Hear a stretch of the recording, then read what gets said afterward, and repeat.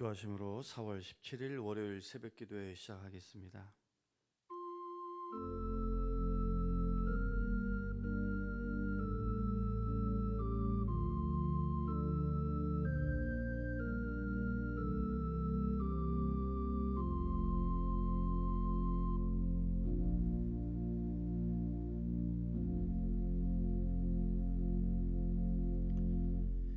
새로운 한 주를 열어주신 하나님, 은혜를 감사합니다. 이 시간 드린 예배를 시작으로 이 한 주간의 삶이 하나님 앞에 거룩한 산제사로 드려줄 수 있기를 소원합니다.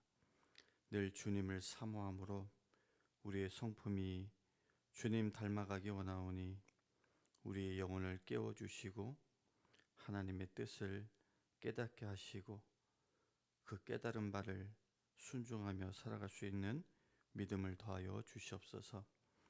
이 시간 나누는 말씀 앞에 나의 생각과 판단을 내려놓고 하나님의 음성으로 들을 수 있는 우리 모두가 될 수 있도록 주님 도와주시옵소서. 감사하며 예수님의 이름으로 기도합니다. 아멘. 찬송가 352장 함께 부르시겠습니다.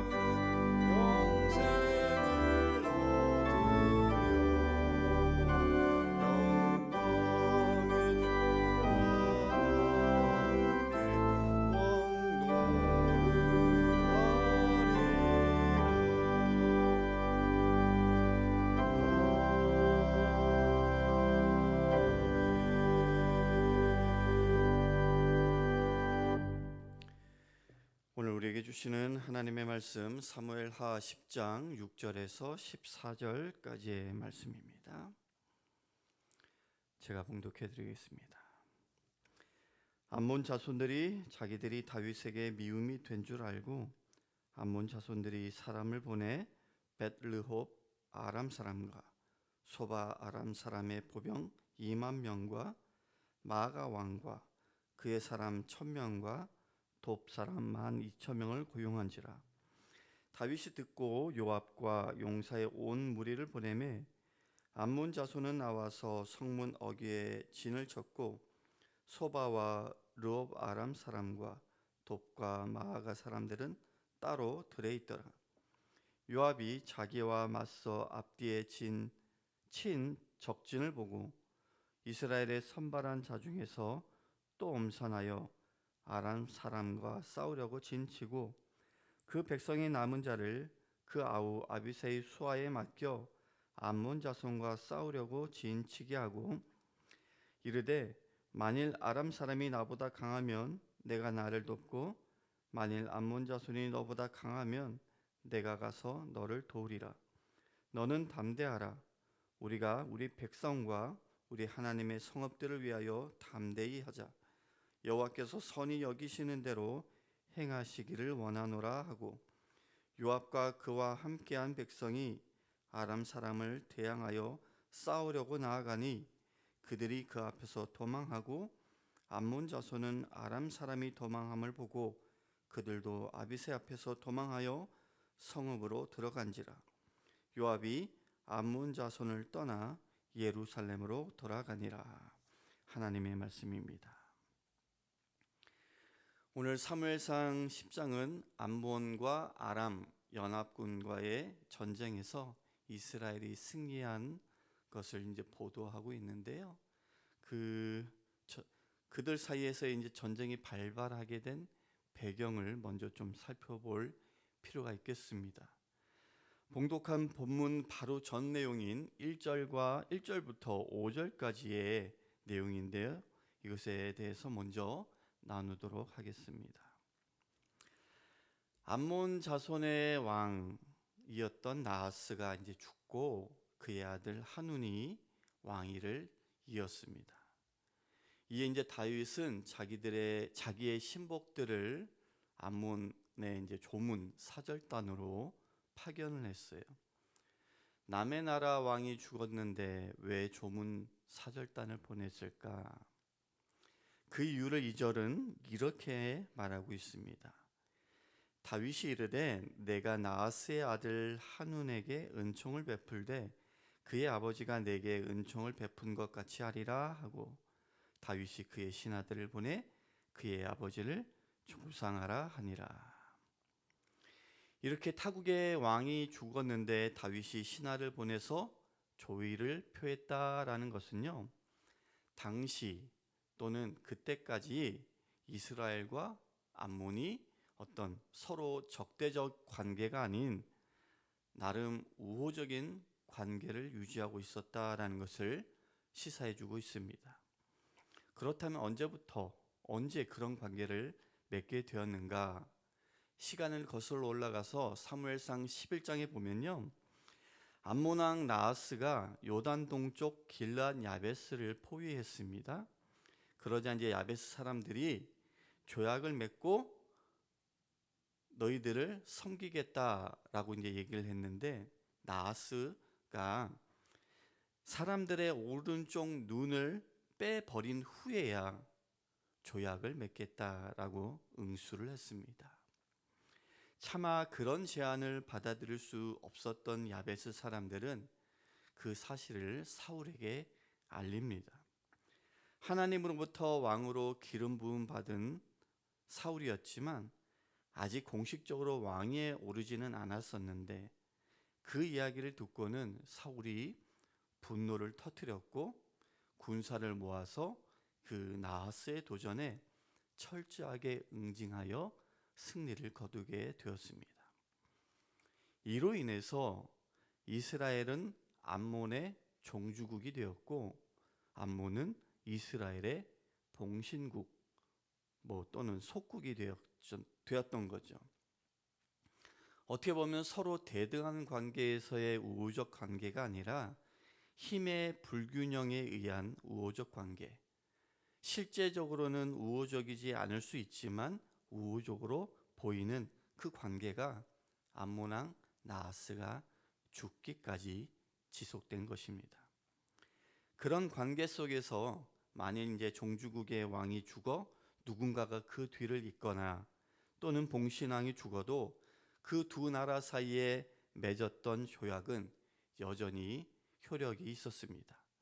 누가 죽던 간에 기존 조약이 갱신되는 것이 당시의 상례였던 거죠. 다시 말해서 이제 사울의 왕위가 다윗에게로 넘어가도 두 나라 간에 맺은 봉신 조약은 여전히 유효한 것이었고, 마찬가지로 나하스가 죽어서 그의 아들 한운에게 왕위가 넘어가도 조약은 효력이 있었던 겁니다. 사실 나하스가 다윗에게 언제 어떻게 은총을 베풀었는지 그것에 대해서는 사무엘서에는 전혀 언급이 없습니다.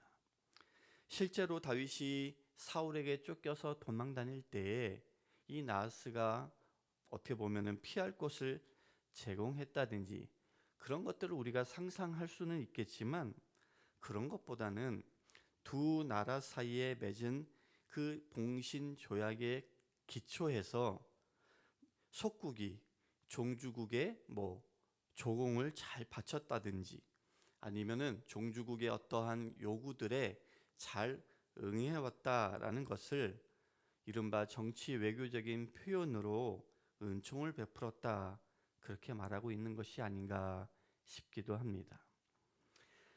그렇게 여전히 유효한 종주국과 속국의 관계 속에서 다윗이 신하들을 보내서 조문케 한 것, 그것은 외교적으로 적절한 행동이었고, 동시에 이제 새로 왕이 된 한운에게 그 지금까지 이어왔던 그 조약을 다시 확인하고 갱신하려는 그런 의도도 깔려 있었을 것 같습니다.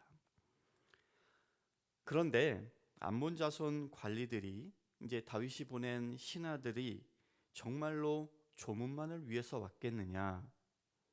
그것보다는 자기들을 정탐하러 온 것이라 그렇게 의심하여 한운에게 자기들의 생각을 전했습니다.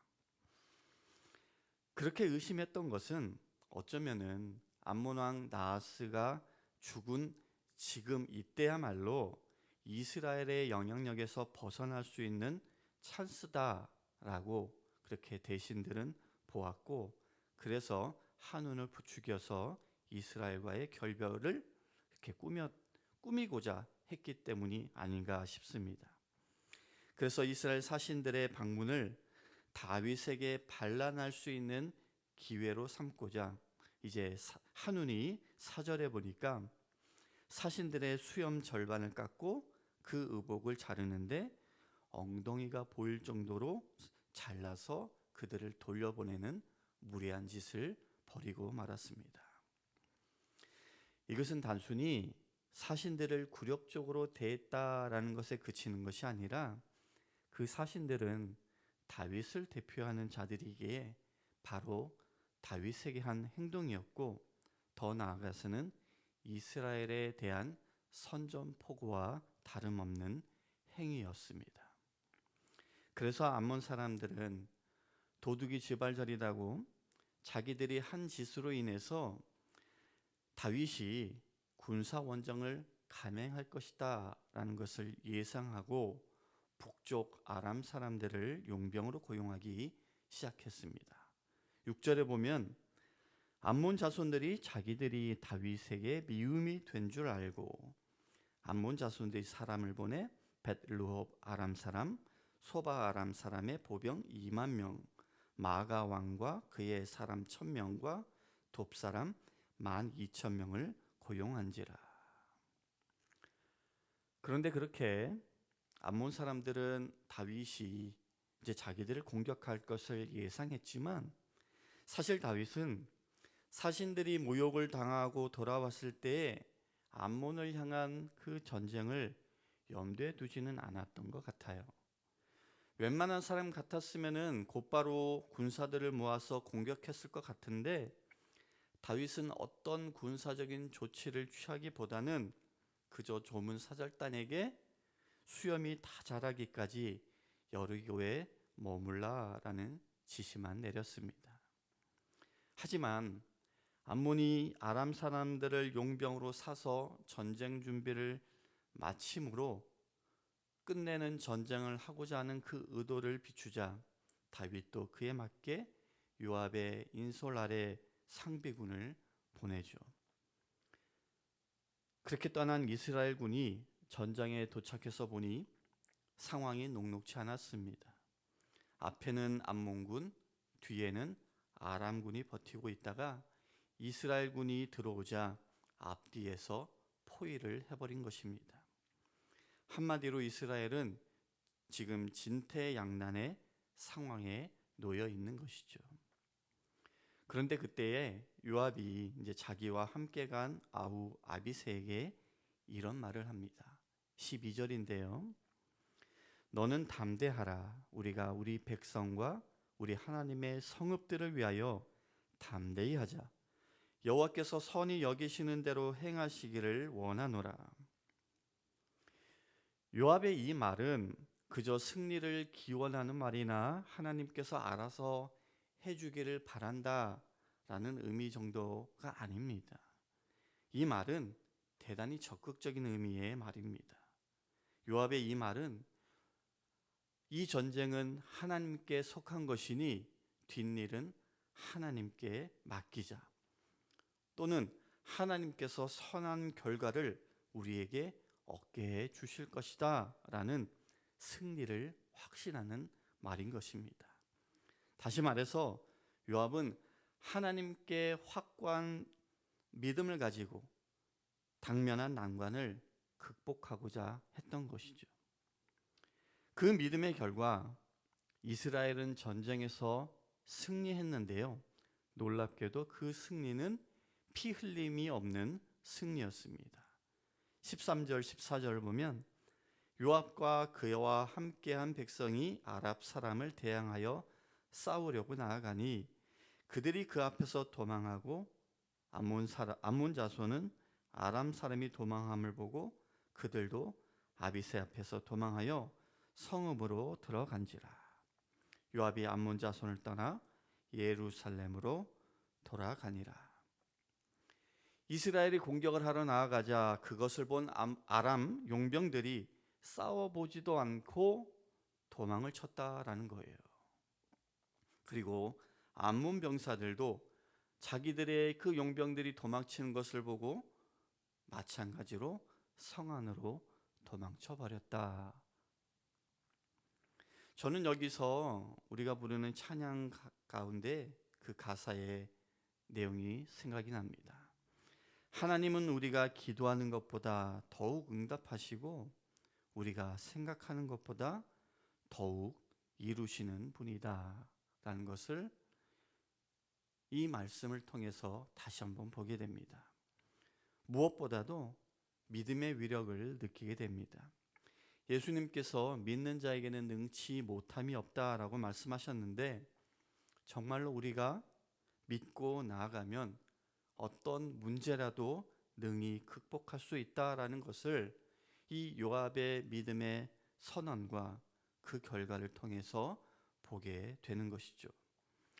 암몬 아랍 연합군이 이스라엘 군 앞에서 싸우지도 않고 도망쳤듯이 혹 우리가 진퇴양난의 상황에 놓인다 하더라도 하나님을 의지하는 믿음만 있다라고 한다면 어떤 문제든 해결될 줄로 믿으시고 그렇게 앞으로 나아가는 모든 성도님들 되시기를 주님의 이름으로 축복합니다. 말씀을 기억하며 기도하겠습니다.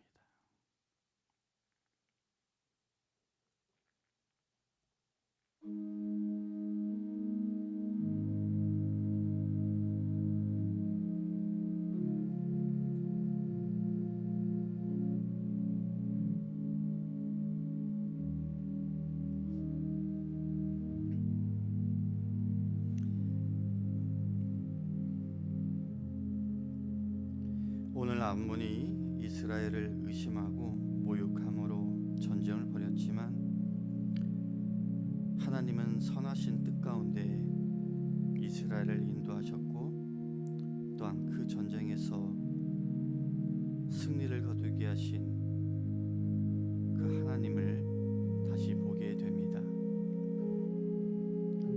하나님께서 전쟁을 어떻게 이끄셨는지 그것을 기억하고 우리들도 이 땅에서 영적 전쟁을 살아갈 때에 하나님의 뜻을 구하고 믿음 가운데 하나님만을 의지하며 살아갈 수 있도록 주님 도와주시옵소서. 이제는 우리 주 예수 그리스도의 은혜와 하나님 아버지의 크신 사랑과 성령님의 감화감동 교통 역사하심이 오늘도 믿음 가운데 주님 바라보고 의지하며 나아가는 모든 성도님들 머리머리 위에 지금부터 영원까지 함께 하시기를 간절히 축원하옵나이다. 아멘.